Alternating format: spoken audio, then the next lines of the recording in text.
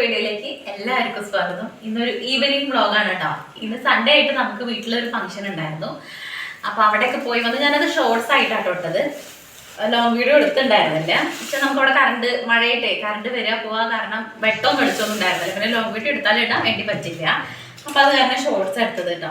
അപ്പൊ എന്താ അവിടെ പരിപാടി വെച്ച് കഴിഞ്ഞാൽ അനിയന് രണ്ടാമത്തെ ഉണ്ണി ഉണ്ടായിട്ട് വയസ്സിന്റെ 90 കുട്ടിയുടെയും അമ്മയുടെയും കൂടെ 90-നാണ് അവിടെ ഫംഗ്ഷൻ കേട്ടോ. നമ്മുടെ ഇവിടേക്ക് 28-നാ, അവർക്ക് 90-നാ ഫംഗ്ഷൻ. അപ്പോൾ അതിൻ്റെ പരിപാടിയായിരുന്നു. ചിക്കൻ ബിരിയാണി, അടപ്പായസം, പിന്നെ സദ്യ ഒക്കെ ഉണ്ടായിരുന്നു. അപ്പോൾ അതിൽ ചിക്കൻ ബിരിയാണി, അടപ്പായസവും എല്ലാം നമുക്ക് ആക്കി തന്നിട്ടുണ്ട് കേട്ടോ. അപ്പോൾ രാത്രി ഒരു മാങ്ങ അവിടെ വെച്ചിട്ടുണ്ട്, ആരോ കൊണ്ടുവന്നതാ തോന്നുന്നു. അത് ഒരെണ്ണം മറക്കാതെ വെച്ച് തന്നിട്ടുണ്ട് കേട്ടോ. അപ്പോൾ ഇതൊക്കെ കൂടെ നമ്മൾ ഫുഡൊക്കെ പാത്രത്തിലാക്കി ഇന്നിപ്പോൾ രാത്രിയിൽ ഫുഡ് വേണ്ട അല്ലെ പൂജിട്ട്. അപ്പൊ നൈറ്റ് നമുക്ക് ഫുഡിന്റെ ആവശ്യമില്ല. എന്താ വെച്ചാൽ ഇത്രയും സാധനങ്ങൾ ഇരിക്കുന്നുണ്ട്. സാമ്പാർ നമുക്ക് ഇങ്ങനെ തന്നെ അങ്ങോട്ട് ഫ്രിഡ്ജിലേക്ക് കയറ്റാം, നാളെ ചൂടാക്കിയിട്ട് കഴിക്കാം കേട്ടോ. എനിക്ക് മിക്കതും രാത്രിയിൽ ഞാനൊരു പിടി ചോറിട്ടിട്ട് വയ്ക്കും. എനിക്ക് ഒരു നേരം ബിരിയാണി പറ്റുള്ളൂ, പിന്നെ എനിക്ക് ബിരിയാണി കഴിക്കാൻ വേണ്ടിയിട്ട് വയ്ക്കാം. അപ്പൊ സാമ്പാർ ആക്കി തന്നിട്ടുണ്ട്. ഇതിങ്ങനെ ഫ്രിഡ്ജിൽ കയറ്റല്ല പൂജിനെ. ഇതുണ്ട്, സാലഡ് ഉണ്ട്, ഒക്കെ ഇങ്ങനെ ബിരിയാണി ഉള്ളത്. പാത്രങ്ങളൊക്കെ ഉണ്ടാവില്ലല്ലോ, കുഞ്ഞു കുഞ്ഞു പാത്രങ്ങളൊന്നും. അപ്പൊ അത് ബിരിയാണി നമ്മൾ ഇതിലേക്ക് കൂട്ടിയേക്കാം. ഇത് കണ്ണുകുട്ടിക്ക് പൂജിട്ടൊക്കെ ധാരാളം എന്നാലും ബാക്കി ഉണ്ടാവും അല്ലേ, ഇഷ്ടം പോലെ ഉണ്ട്. അപ്പൊ ഇതൊക്കെ ഓരോ പാത്രത്തിലൊക്കെ കവറിലായിട്ട് ആക്കിയതുള്ള നല്ല ടേസ്റ്റ് ഉള്ള ബിരിയാണിയാണ്. ഞങ്ങൾ കുറെ കഴിച്ചു. ഞാൻ കുറച്ചേ കഴിച്ചുള്ളൂ. പോണു മോളോ എന്തോ ഒന്നും കഴിച്ചിട്ട് അങ്ങോട്ട് പോയില്ല. അപ്പൊ അതിനൊരു പാത്രം ബിരിയാണി ഉണ്ട്, അത് നമുക്ക് അടച്ചു വെക്കാം. പിന്നെ പായസം, ഇത് ഞാനുണ്ടാക്കിയ അടപ്രഥമനാണ് കേട്ടോ. അടപ്രഥമനല്ല, അടപ്പായസം, പാലടപ്രഥമൻ. എനിക്ക് പായസം തരുമോ? ഓ, ഇതും ഇത് ഞാനും തന്നെ കുടിച്ചിട്ടില്ല. അപ്പൊ നമുക്ക് കുടിക്കാം. ഇനിയിപ്പോ ഫ്രിഡ്ജിൽ വെച്ചാൽ അത് തണുപ്പ്. ഫ്രിഡ്ജിൽ വെക്കണ്ട, നമുക്കിപ്പോ കുടിക്കാം. നമുക്കിപ്പോ കുടിക്കാം ഓരോ ഗ്ലാസ് കേട്ടോ. നമ്മൾ നമുക്ക് ഫ്രിഡ്ജിലേക്ക് വെക്കാട്ടോ, അല്ലെങ്കിൽ അത് പൊട്ടയായി പോവും. ബിരിയാണിയും കാര്യങ്ങളൊക്കെ ഇവിടെ തന്നെ വെക്കാം. കുട്ടികൾക്ക് ഇനി നമുക്ക് കഴിക്കുമ്പോൾ ചൂടാക്കട്ടോ പൂജിട്ടേ. പായസം ഞങ്ങളിപ്പോൾ ഒരു ഗ്ലാസ് കുടിക്കട്ടെ. ഈ കവർ കഴുകിയിട്ട് എടുത്തേക്കാം, നമുക്ക് ചേച്ചിമാർ വരുമ്പോൾ കൊടുക്കാൻ വേണ്ടിയിട്ട്. മാംഗോ നമുക്ക് കുറച്ച് കഴിഞ്ഞിട്ട് എടുക്കാം. രാവിലെ നമ്മൾ ദോശ തക്കാളിക്കറിയൊക്കെ ഉണ്ടാക്കിയിട്ടാണ് പോയത്. ഞാനും പോയിട്ട് അവിടെ പോയിട്ടാണ് കഴിച്ചത്. കണ്ണുകുട്ടി ഇവിടുന്ന് ചായ കുടിച്ചിട്ടാണ് പോകുന്നത്. കയ്യിലെടുക്കട്ടെ. അപ്പോൾ അതിൻ്റെ കുറച്ച് തക്കാളിക്കറിയും ബാക്കി ഇരിക്കുന്നുണ്ട്. ഇതാട്ടോ പായസം. ഞാൻ ഉണ്ടാക്കിയോണ്ട് പറയല്ല, വലിയ കുഴപ്പമൊന്നുമില്ല.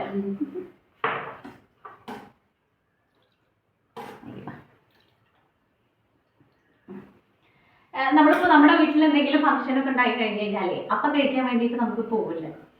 പിന്നെ കുറച്ചൊക്കെ കഴിഞ്ഞിട്ടില്ലെങ്കിൽ പിറ്റേ ദിവസമൊക്കെ ആയിരിക്കും കൊതി വരിക.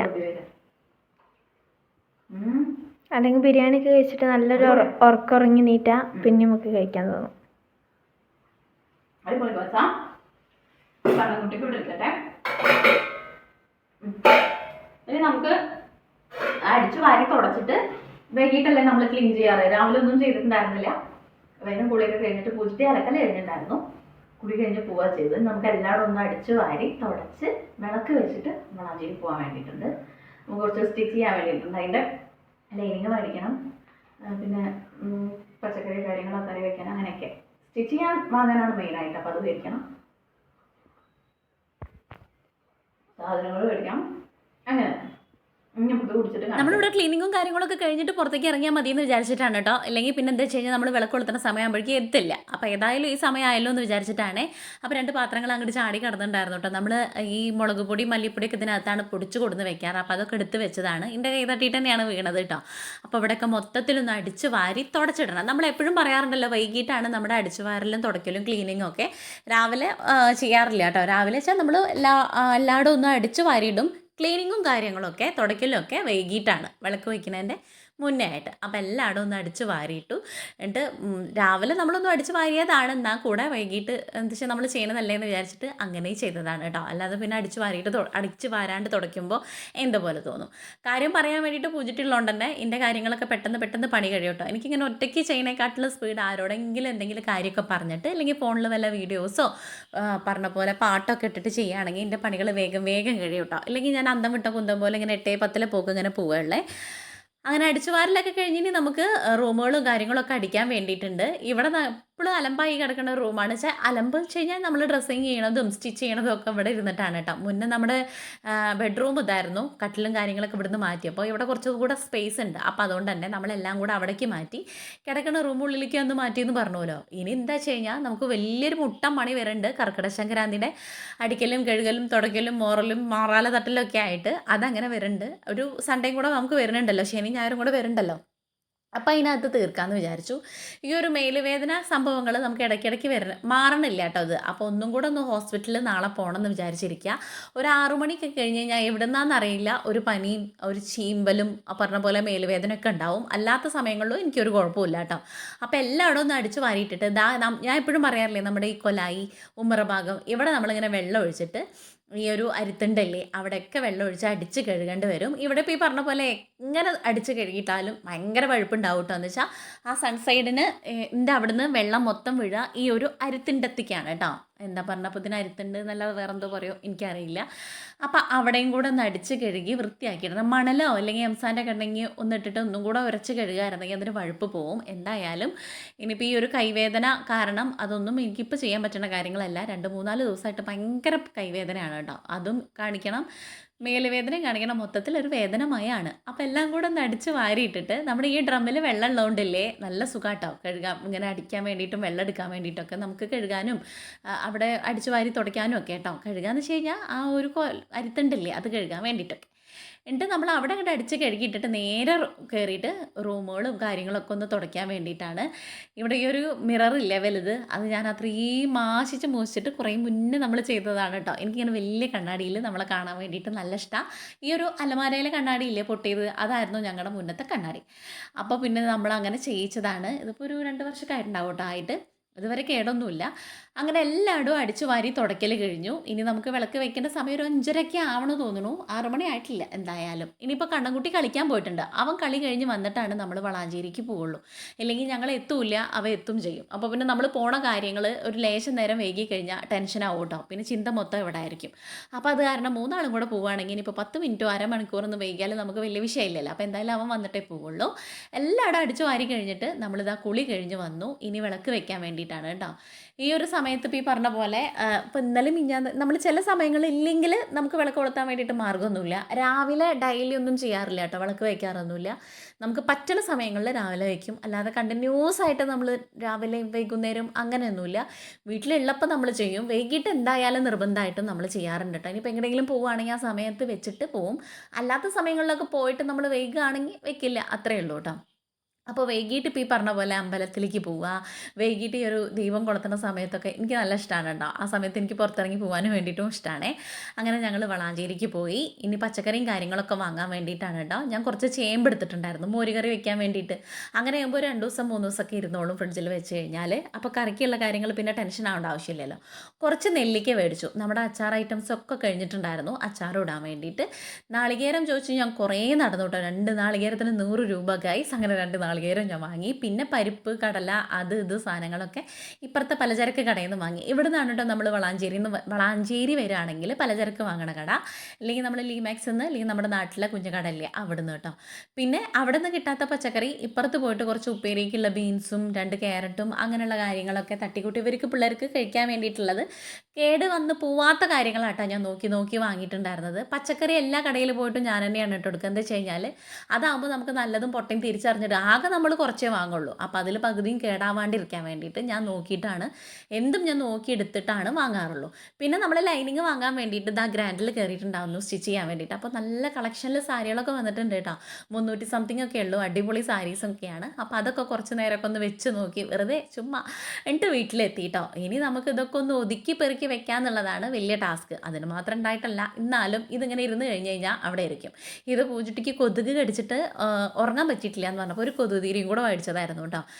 നാളികേരത്തിൻ്റെ വാങ്ങിയതിൻ്റെ ഒരു സങ്കടമാണ് എൻ്റെ മുഖത്തുള്ളത്. എന്താ വെച്ചാൽ 2 നാളികേരത്തിന് 100 രൂപ കൊടുത്തതിൻ്റെ വല്ലാത്തൊരു ഇടങ്ങേറി എനിക്കുണ്ട് കേട്ടോ. എന്താ വെച്ചാൽ നാളികേരം ഇല്ലാണ്ട് നമുക്ക് ഒട്ടുമിക്ക കാര്യങ്ങളും നടക്കണില്ല.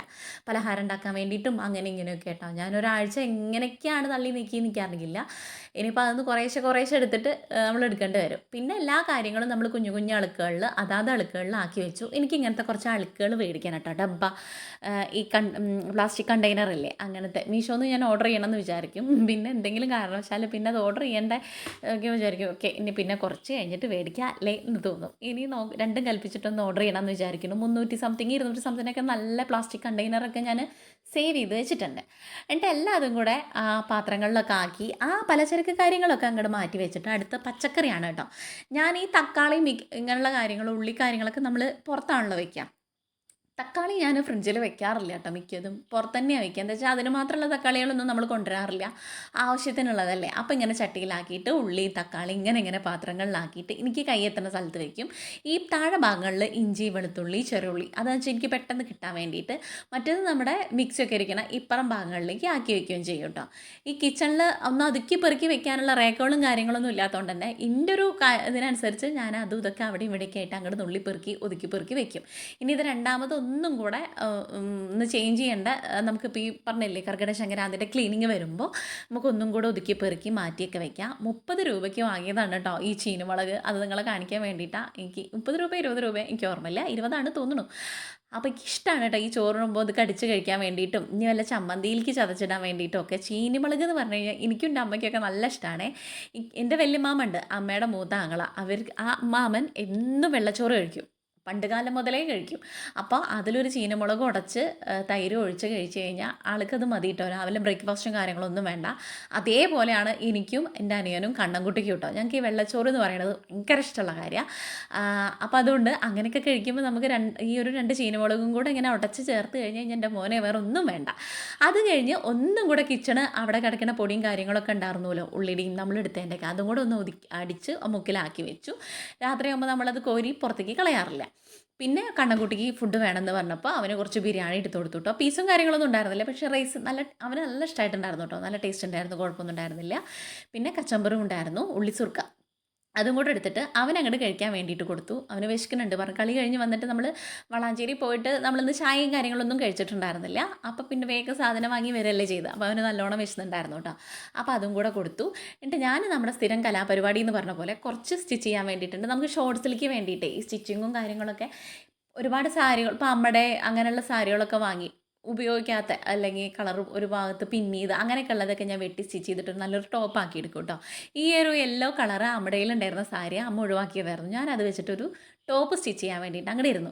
അത് കഴിഞ്ഞിട്ട് പിന്നെ അവിടേക്ക് ഒന്ന് അടിച്ച് വാരിയിട്ടു കേട്ടോ. ഇനി അതിൻ്റെ ഈ നൂലിൻ്റെയും അതിൻ്റെ പൊടികളും കാര്യങ്ങളൊക്കെ കിടക്കുമെന്ന് വിചാരിച്ചിട്ട് വെറുതെ ഇരുന്ന് കഴിഞ്ഞ് കഴിഞ്ഞാൽ നമ്മൾ ഫോണിൽ തോണ്ടിക്കൊണ്ടിരിക്കും. ഇങ്ങനെയൊക്കെ ആകുമ്പോൾ പിന്നെ പറഞ്ഞ പോലെ പിറ്റേസിക്ക് ഒരു ഷോർട്സും ആയി നമുക്ക് ഇടാൻ വേണ്ടിയിട്ട്. അപ്പോൾ നമ്മുടെ ഇന്നത്തെ വീഡിയോ ഇത്രയേ ഉള്ളൂ. നിങ്ങൾക്ക് വീഡിയോ ഇഷ്ടമാണെങ്കിൽ സബ്സ്ക്രൈബ് ചെയ്യുക, ലൈക്ക് ചെയ്യുക, ഷെയർ ചെയ്യുക, കമൻറ്റ് ചെയ്യുക. നാളെ നല്ലൊരു വീഡിയോ ആയിട്ട് കാണുന്നവരെല്ലാവർക്കും ടാറ്റാ ബൈ, സീ യു.